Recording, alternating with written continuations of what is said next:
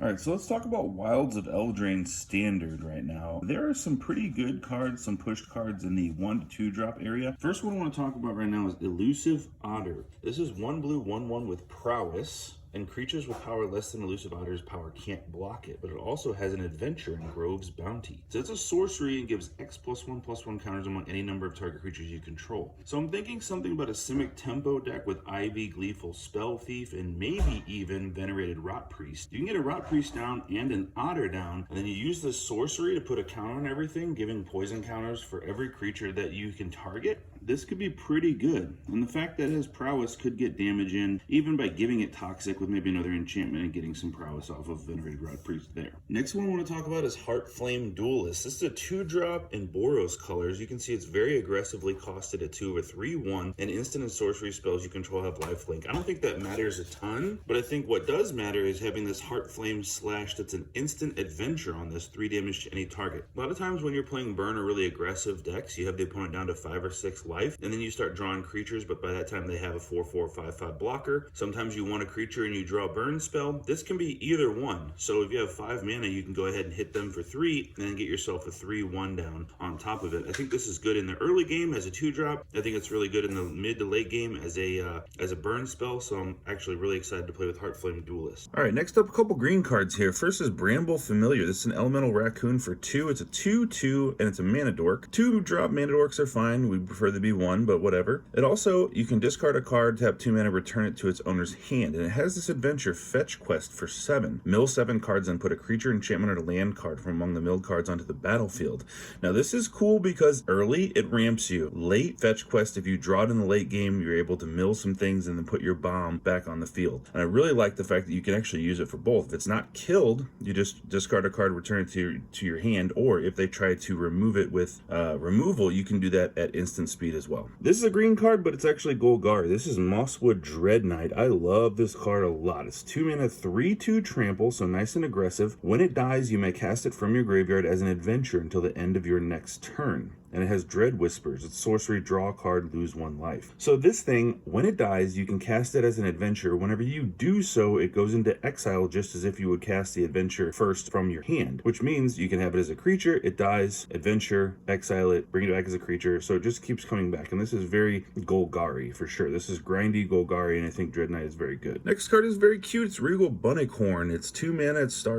It's very simple. Power and toughness are equal to the number of non-land permanents you control. This thing's gonna get big very quickly. Now, it's not the best, even if it's like a 7/7 or 8/8. Does not have trample, does not have flying, does not have anything like menace to get it through, but it is a very, very good blocker. It also has all this upside if you're doing something like, say, you're sacrificing for a spell that's based on power or toughness, something like Ob Nixilis, the adversary. If you run Mardu, you can casualty, bring down a maximum loyalty Ob Nixilis, and at its ultimate as soon as you possibly can. You can also run something like Boros with the Voldaren, the new vampire that has backup that lets you sacrifice something and deal damage to any target, kind of like a fling based on power and toughness. So I think there's going to be some decks that use Regal Bunnicorn, and it's pretty efficient. Here's an Izzet card. We haven't seen Izzet be really good. Usually they're more Grixis, but Izzet was last good in standard for Kaldheim, I believe, with Alrund's Epiphany. We have Scalding Viper. It's an elemental snake, 2-drop, 2/1. When an opponent casts a spell with mana value 3 or less, it deals 1 damage to that player. Now it also has Steam Clean, which is, 1 more mana for basically an unsummon, but it does hit any non-land permanent. So it's a very good tempo gain if you're hitting 4 or 5 drops that don't have another battlefield effect. Our opponent's trying to build out their board. We just bounce those things back to their hand, and basically if you can do that, if they tap out all their mana for 1 turn, you can really kind of negate their entire turn. So Scalding Viper, even on turn 2 in the early game, will punish them by having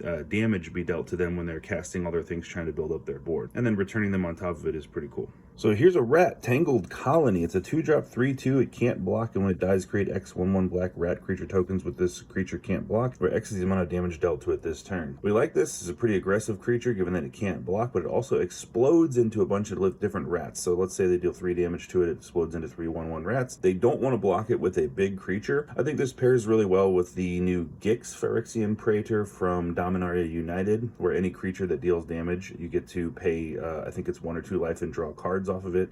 It explodes into a bunch of things and goes wide. Even good with Rafine. Based on the amount of attackers, you get to connive X. So I think this is actually really good in an aggressive deck. You need to build your deck around it a little bit, but exploding into different rats is very good. And even if they remove it it with a Go for the Throat or something that just destroys a creature, they kind of got that removal out of their hand anyway for your 3-drop. This is a Dimir 2-drop. It's a fairy. It's Likeness Looter for Dimir mana 1/1, flying, tap, draw a card, discard a card, and X, it becomes a copy of target creature card in your graveyard with mana value X, except it has flying and this ability activate only as a sorcery. So this is the 1/1 for 2. That's fine. It's a decent rate. It flies. It also loots you cards, and then it can become anything in your graveyard, and it retains that ability and becomes flying. Let's be honest, this is going to be a flying Shieldred more often than not, but the fact that you can make it your 3-drop if that gets killed, and then make it Shieldred later and keep doing it, is going to make this really annoying if it's not removed from the board, because everything they remove that's higher power than it, you can just make it into that later. It does cost mana, and it can only be done at sorcery speed,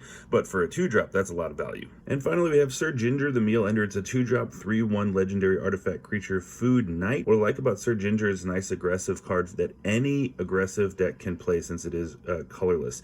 And Sir Ginger really hates planeswalkers, so if they have a planeswalker that has trample, hexproof, and haste, and whenever an artifact you control is put into a graveyard from the battlefield, put a +1/+1 counter in Sir Ginger and scry 1. I think they're meaning this to be played with food, but I think probably with the ubiquitous nature of treasure that's in every deck that can get its hands on it, that treasures are going to be how you buff this up mainly. And the scry 1 on top of it is not nothing. That is good card selection. And then tap 2 mana and sacrifice it. You can gain life equal to its power, and you can do that at instant speed too. So even if they try to remove it, you'll still get some life out of it if you have some open mana. So Sir Ginger, at the very least, is going to be a really good sideboard for aggro decks against decks that run a lot of planeswalkers, but it's also probably main deckable, because whenever you have little artifact tokens, it just becomes big for 2 mana. So I have to mention Sleep Cursed Fairy. This is 1 blue for a 3/3 flying ward 2, and if that sounds crazy, that's because the rest of the text box is like kind of limiting. So it enters the battlefield tapped with 3 stun counters on it, and stun counters mean if it will become untapped, remove a stun counter from it instead. And then you have this activated ability Mana Sink here for 1 blue, 1 generic to untap Sleep Cursed Fairy.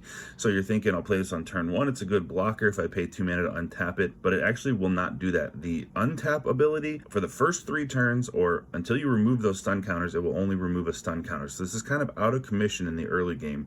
But that being said, on turn 4, it's ready to rock and roll as a 3/3 flying ward 2.